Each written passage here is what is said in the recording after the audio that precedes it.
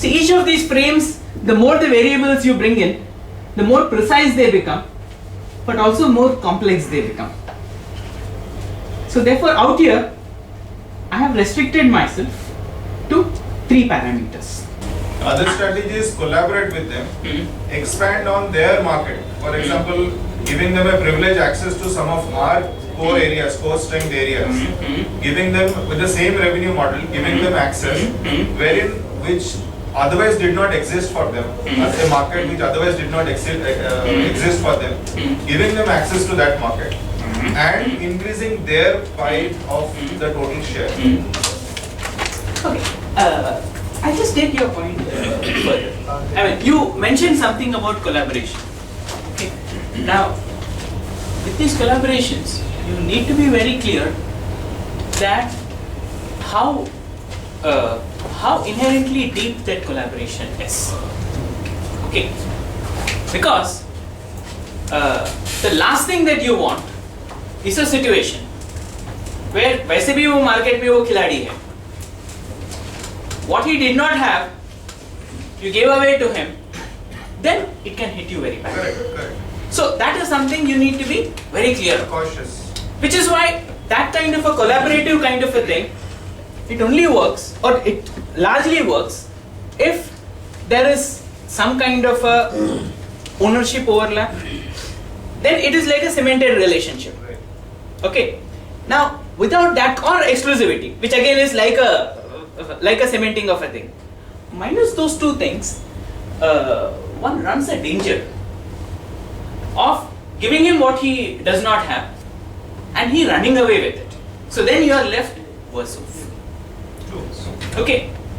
These kinds of situations, the only way in which you can have a slight upper hand is if you can create any kind of a positional leverage. You run the same risk. You run the same risk where he rides on whatever you are giving. Okay. And then goes and does business with someone else. That's what I mean. When I'm saying that if it is a cemented kind of a relationship in some kind of a form, the cementing being with some very clear exclusivity condition, or the cementing being with some kind of an equity ownerships, minus that, this kind of a situation, the more you give, the more you run the risk that yes, you may do something here, but the same thing will be used for this and this.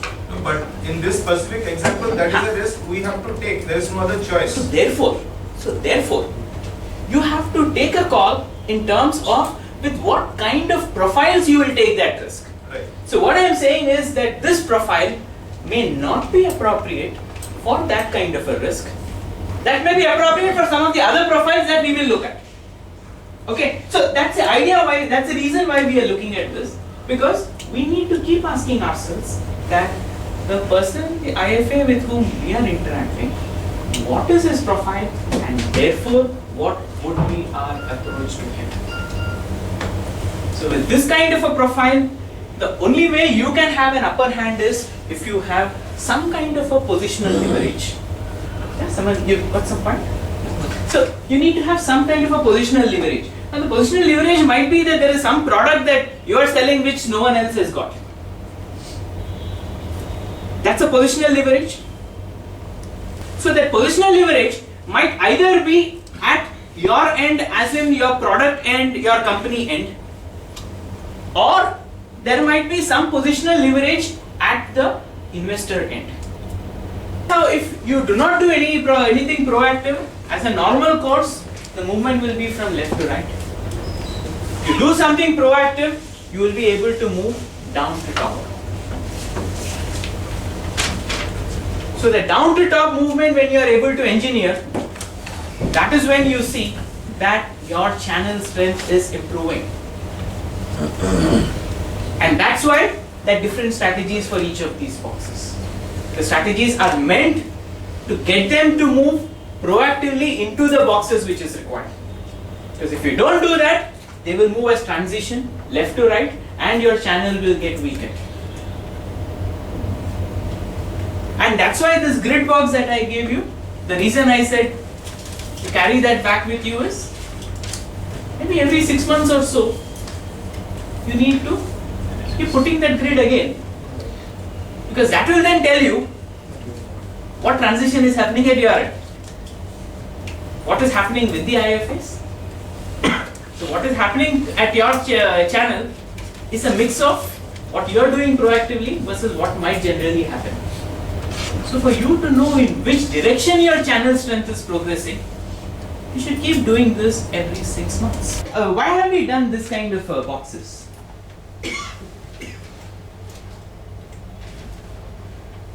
Because different set requires different kind of approach and different kind of efforts. Right? Segment the people. So you are segmenting your IFS. Yes. Each segment calls for a different approach, Yes. and by taking these two blocks together, you are, while in terms of a strategy, the strategy is different even between the boxes, but your own personal profile which is required. This is like, keep the whole thing going. Here it's a proper competitive kind of a situation, so you need to be a lot more competitive out here. Here, inherently, there is a lot more of a problem resolution kind of a thought process, and here it's a developmental kind of a thought process. So, on the one hand, you've got IFAs who call for a particular approach, and on the other hand, you have got yourself who are dealing with those IFAs. You need to ask yourself to what extent your own profiles is in line with that IFA chain that you have got.